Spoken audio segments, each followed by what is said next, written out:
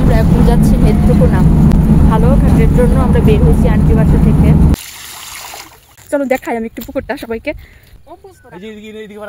আমার আগের দুইটা ব্লগে তো তোমাদের সাথে শেয়ার করেছি আমি আমার মেঝো মাসির বাসায় ঘুরতে এসেছি। সারাদিন আন্টির বাসার আশেপাশে প্রচুর ঘোরাঘুরি করেছি, আনন্দ করেছি, আর সেই সাথে আন্টিদের পুকুরে স্নান করতেও নেমেছিলাম। এইবার দুপুরে খাওয়া দাওয়ার পালা। আমার মেঝো মাসি অনেক মজার মজার খাবার রান্না করেছে, তাও আবার মাটির চুলায়। প্রথমে যে আইটেমটা খেলাম সেটা হচ্ছে মলা মাছ দিয়ে ঢেঁড়সের চচ্চড়ি। এই মলা মাছ দিয়ে ঢেঁড়সের চচ্চড়িটা অসম্ভব ভালো হয়েছিল। আর এই যে এদিকে আমার সাথে আমার ছোট বোন অদীপ্ত, গুপি ওরাও খেতে বসে পড়েছে।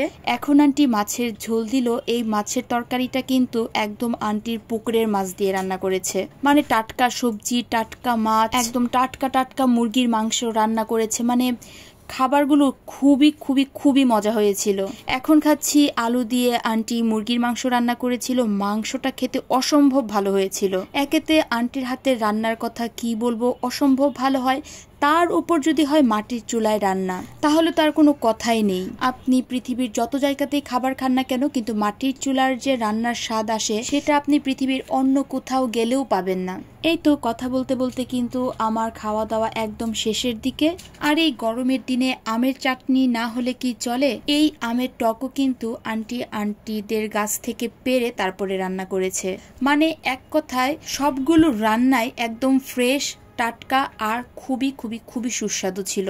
এই তো দুপুরের খাওয়া দাওয়া শেষ, একটা জম্পেশ খাওয়া দাওয়া শেষ টেস করে বাইরে একটু বের হয়েছি বিকালবেলা। চারিদিকে শুধু ফুল গাছ আর ফুল গাছ। বাইরে রোদের তাপটা একটু কমলেও গরম কিন্তু কিছুতেই কমেনি। আর এটা হচ্ছে আন্টিদের বেল গাছ। ওই যে ছোট ছোট বলের মতো সবগুলো কিন্তু বেল, অনেকগুলো বেল হয়েছে গাছে। আর এইদিকে আমার শ্রেষ্ঠা আর ত্রিধা প্রচুর খেলাধুলা করেছে গ্রামে এসে। চারিদিকে সবুজ আর সবুজ আর খোলা মাঠ পেয়ে বাচ্চারা প্রচুর দৌড়াদৌড়ি করেছে, প্রচুর আনন্দ করেছে, প্রচুর খেলাধুলা করেছে। এই তো এখন আমরা সবাই বের হয়ে যাব একদম হালুয়াঘাটের উদ্দেশ্যে। সন্ধ্যা হওয়ার আগে আন্টির বাসা থেকে বের হয়ে যাব হালুয়াঘাটের জন্য। আর এইদিকে সুন্দর একটা জিনিস দেখাই, হঠাৎ করেই এই ফুলের থেকে যে প্রজাপতি মধু খায় সেই জিনিসটা চোখে পড়লো, তাই সাথে সাথে ক্যামেরা বন্দিও করে নিলাম। আর এই জিনিসটা কিন্তু একমাত্র গ্রামেই দেখা সম্ভব। এই তো আমরা আন্টির বাসা থেকে বের হয়ে পড়েছি, একটা অটোতেও উঠে পড়েছি। তবে অটোতে উঠার পরে আমরা ডিসিশন নিয়েছি আমরা নেত্রকোনা যাব এবার ঘুরতে। নেত্রকোনা কার বাসায় ঘুরতে গেলাম তা জানতে হলে অবশ্যই আমার ভিডিওতে চোখ রাখবেন। সো আজকের মতো এখানে টাটা।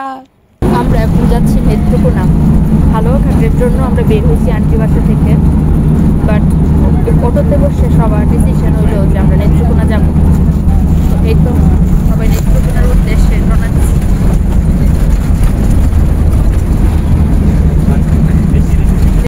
নেত্রকোনা কার বাসায় যাচ্ছি সেটা গেলেই দেখতে পারবেন।